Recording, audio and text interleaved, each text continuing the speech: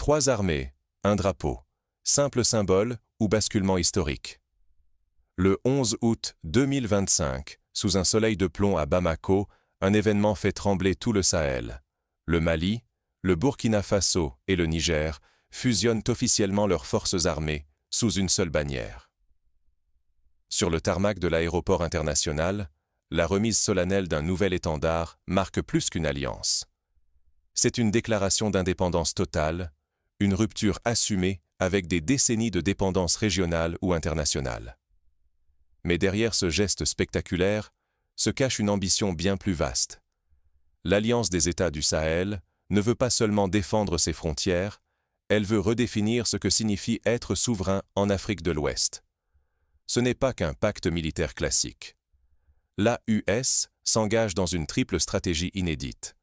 Intégration militaire complète, conquête de l'autonomie financière et surtout, contrôle du récit. C'est le pari de trois régimes de transition qui refusent que d'autres écrivent leur histoire ou décident de leur sécurité. Un pari risqué? Certainement. Pour ces peuples, l'enjeu est colossal. Soit ils gagnent enfin la maîtrise de leur destin, soit ils mettent en péril l'équilibre de toute une région. Si cette expérience échoue, c'est toute la souveraineté durement acquise qui pourrait s'effondrer, et l'Afrique de l'Ouest risquerait d'y perdre sa crédibilité sur la scène internationale. Mais comment en est-on arrivé à cette fusion inédite? Quels sont les ressorts profonds de cette alliance? Et pourquoi tant de leaders africains la regardent-ils avec autant d'espoir ou de crainte? Pour comprendre les véritables enjeux, revenons sur la genèse et le contexte de cette union qui pourrait changer la face du Sahel. Comment trois États d'Afrique de l'Ouest, longtemps isolés et fragilisés, ont-ils décidé de tout miser sur leurs propres forces, au risque de tout perdre ou de tout gagner? Pour bien comprendre l'ampleur de la révolution en cours, il faut revenir à septembre 2023. Cette date marque la naissance officielle d'une alliance sans précédent, l'Alliance des États du Sahel, ou AUS. Le Mali, le Burkina Faso et le Niger, trois pays secoués par des transitions politiques et des crises sécuritaires persistantes, choisissent alors de s'unir, non plus par défaut, mais par conviction.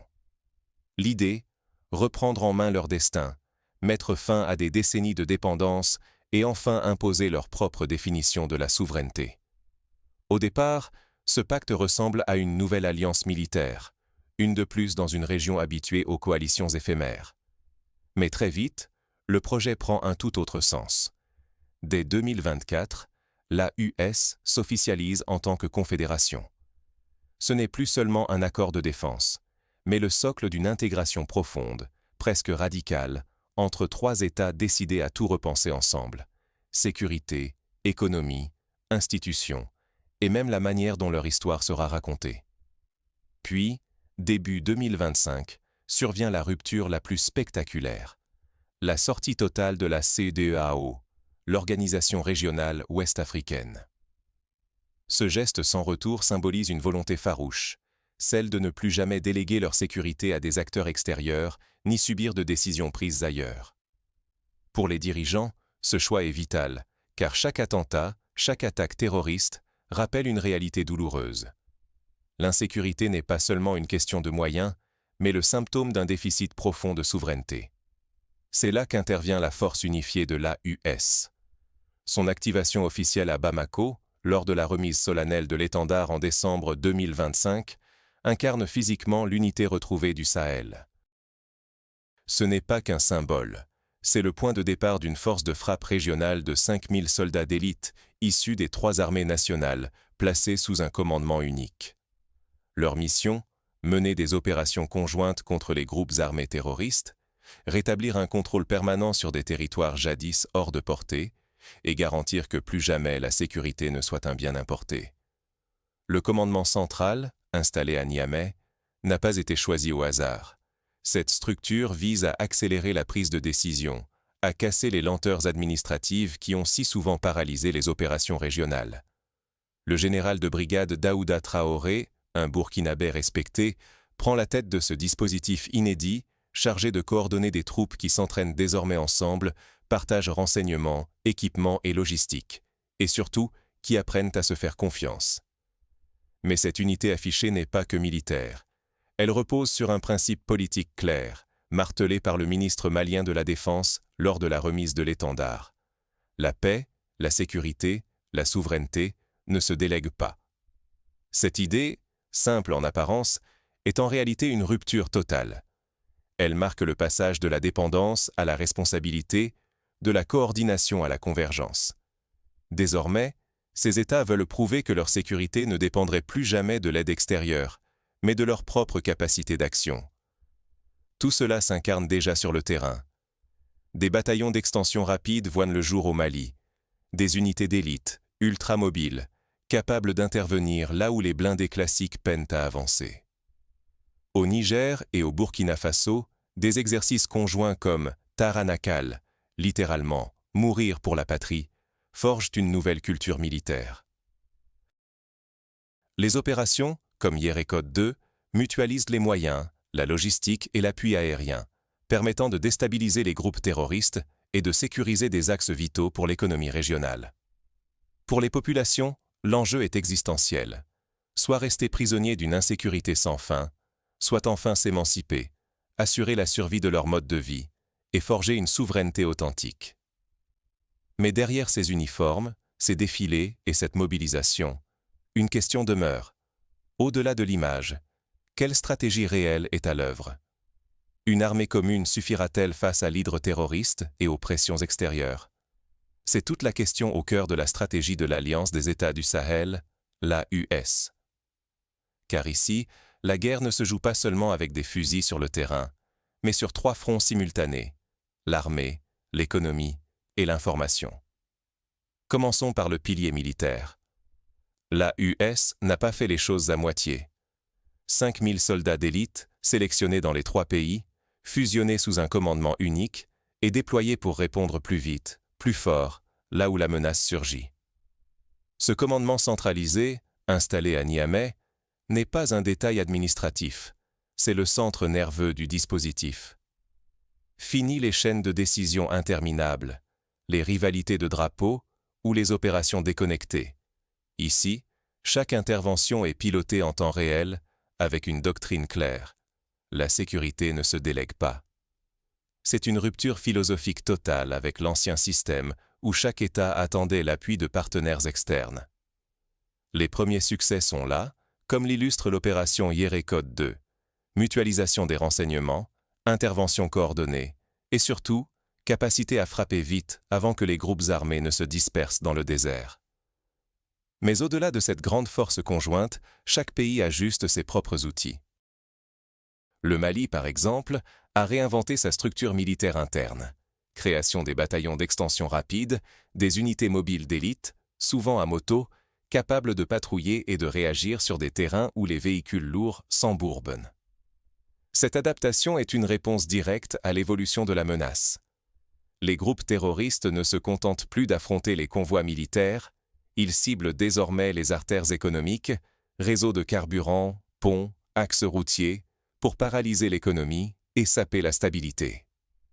Face à ces attaques sur les infrastructures vitales, la mobilité et l'agilité deviennent des armes aussi importantes que la puissance de feu. Les bataillons maliens, spécifiquement entraînés et équipés, patrouillent, déjouent et neutralisent ces nouvelles menaces avant qu'elles ne paralysent la vie nationale. C'est une guerre de rapidité, menée par des hommes aguerris, sur des kilomètres de routes sablonneuses. Mais cette stratégie militaire n'enlève rien à la brutalité du défi économique. Pour entretenir une force expéditionnaire de 5000 hommes, il faut un budget colossal, 2,6 milliards de dollars par an. Un chiffre vertigineux pour des économies déjà fragilisées par l'isolement et les sanctions. Les dirigeants proclament la nécessité d'une mobilisation interne, mais la réalité est implacable. Sans un appui extérieur massif, difficile de tenir la cadence. C'est ici que le pivot vers Moscou prend tout son sens. La Russie n'est plus seulement un fournisseur d'armes, elle devient partenaire logistique, banquier, formateur. En 2024, des accords d'une ampleur inédite ont été finalisés. Livraison d'hélicoptères d'attaque, Mi-35, formation de pilotes et de commandos, maintenance adaptée aux conditions extrêmes du Sahel. Ce rapprochement avec la Russie, assumé publiquement par le Mali qui parle d'alliés permanents, modifie l'équilibre de toute la région. Sur le terrain, on constate déjà l'intégration rapide de matériel russe, hélicoptères flambant neufs, véhicules adaptés, instructeurs spécialisés. Cette montée en puissance a permis à l'AUS d'affirmer une souveraineté aérienne inédite. Les directives sont claires, toute intrusion non autorisée dans l'espace aérien commun est désormais considérée comme un acte hostile. L'exemple du vol militaire nigérian, contraint d'atterrir au Burkina Faso après interception, montre à quel point la posture est devenue radicale. Ce n'est plus de la diplomatie feutrée, c'est une ligne rouge, avec des conséquences immédiates sur les échanges régionaux et la diplomatie. Mais cette consolidation militaire et ce virage stratégique ne vont pas sans risque. Car si la dépendance à l'Occident recule, celle envers un nouvel allié, aussi puissant soit-il, pourrait la remplacer. Le financement russe, la formation, l'équipement, tout cela crée de nouvelles chaînes d'influence, difficiles à briser. Et une posture trop brutale vis-à-vis des voisins, qu'il s'agisse d'interceptions aériennes ou de fermeture de frontières, risque de déstabiliser encore davantage une région déjà fragile. Le pari de l'AUS est donc risqué, mais il est assumé. Seule une intégration verticale, une coordination sans faille et une autonomie réelle permettront d'arracher la souveraineté si longtemps confisquée. Mais le militaire n'est qu'une partie de l'équation. Car au-delà des armes et des alliances, l'AUS cherche-t-elle à transformer durablement les institutions et l'économie de la région? C'est ce que nous allons explorer tout de suite.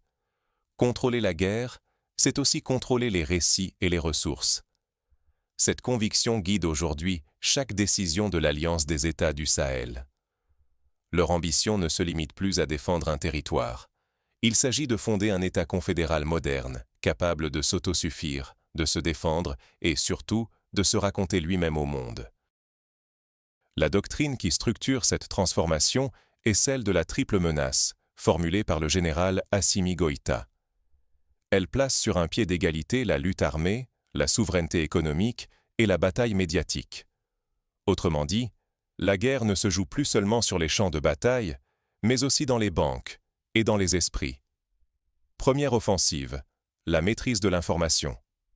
Les dirigeants de l'AUS sont convaincus que la légitimité de leur projet repose sur leur capacité à imposer leur propre récit. Fini le monopole des médias francophones ou de la presse occidentale. Dès novembre 2025, Radio AUS, la voix du Liptako, commence à émettre depuis Ouagadougou.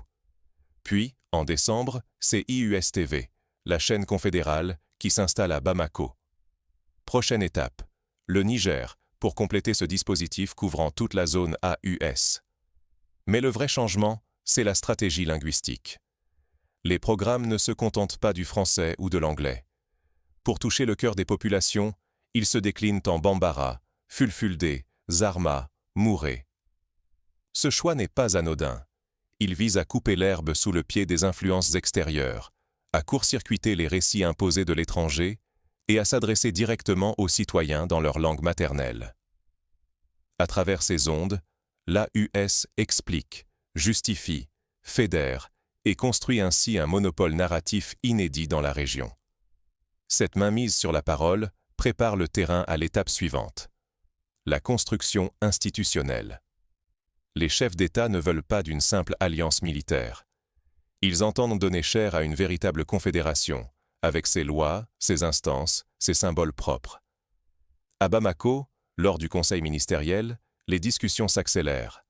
Adoption d'instruments juridiques communs, esquisse d'une architecture étatique, partage des compétences et des prérogatives. Il s'agit d'ancrer dans le droit ce que la force a conquis sur le terrain. Mais pour durer, un État doit s'autofinancer. Or, l'indépendance économique est le talon d'Achille de la région depuis des décennies. L'Alliance le sait. Si elle dépend des banques occidentales, de l'aide extérieure ou des circuits de financement traditionnels, elle restera fragile, sous pression constante. D'où la création d'une nouvelle institution clé, la Banque confédérale d'investissement et de développement, la BCIDAUS. Son objectif ? Collecter et gérer les ressources internes, or, uranium, pétrole, et financer en priorité les besoins militaires, l'infrastructure et les services sociaux, sans passer par Paris, Londres ou Washington. Cette stratégie audacieuse vise à contourner les circuits habituels, à garder la main sur les richesses du sous-sol et à investir directement dans la stabilité de la région. Autre levier, la création de symboles communs.